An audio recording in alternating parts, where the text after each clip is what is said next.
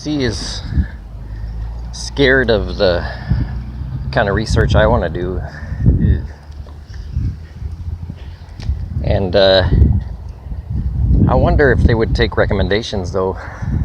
I'm leaving the rec center here. I was asking a lady.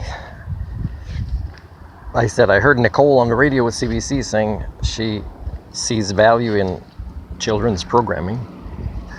I said, but the last time I offered, I didn't even get an answer when I sent my programs. So, and I told the lady here, I said, oh, you know, the main door coming from the parking lot, the closest one is locked. And of course, she's not gonna get up or call anybody to unlock it.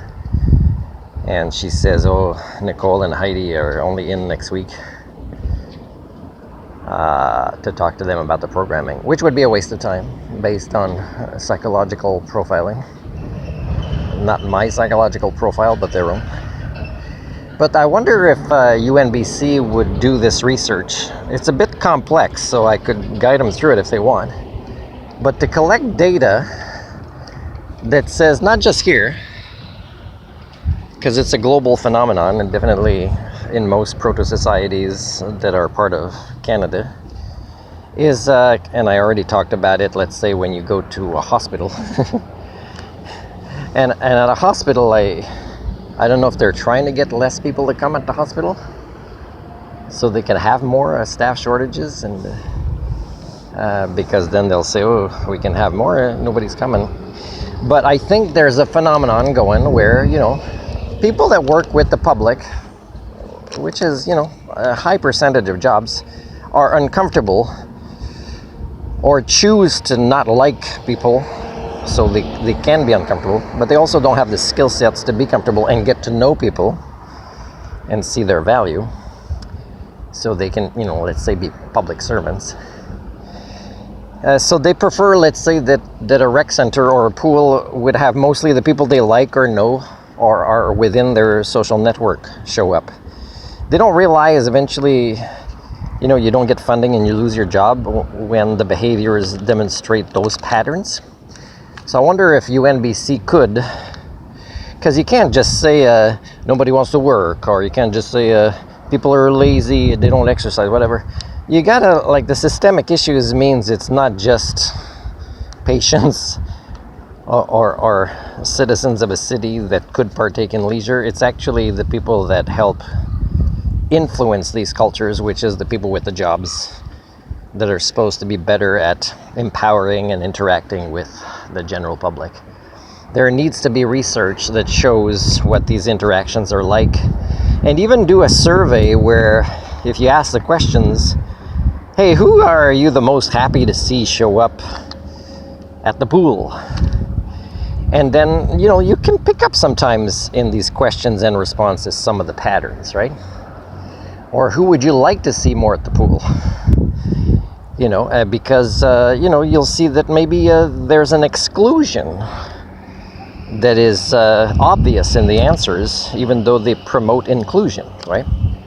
So UNBC doing this research won't make them popular, but it would be required. It might even make people participate in less surveys with UNBC. But is that important? Is that more important than collecting the data from the science, which has culture repairing aspects to it? And I can tell you, as a culture repairer who's never been given work as a culture repairer, although it's pretty apparent on my resume that that's kind of who I am, and how my life has become barrier after accumulating barrier because of it, I can tell you that, again, I don't need to meet anybody at UNBC. I mean, right now I haven't even I haven't even had an answer from UBC that I sent and it's mentioned in the letter. That's a big chunk of my limited budget, this certified check to, you know, apply for one of these 10 PhD programs that would be impressed with what I send you, that you'll photocopy and pass on to the departments as, you know, the graduate department, right? No answer from them, not in the mail, not by email, not by phone. So again, universities that pick and choose their research to, let's say, be easy or to make them or others feel good, and often avoid the truth that we should feel bad about so that we actually know what we have to work on, is the same as politicians who do entire careers and then they'll say, oh, my legacy is that this bridge is in this town now because of me. And it's kind of sad to think that somebody with that much power, it took their entire, let's say, 8 years or 12 years in that role to get a bridge. You know, like, again, the conversations are, why are we so developmentally disabled? Why is it harder for us to change a light bulb now than it was 40 years ago? Is that research that any post-secondary institutions in Canada are capable of doing?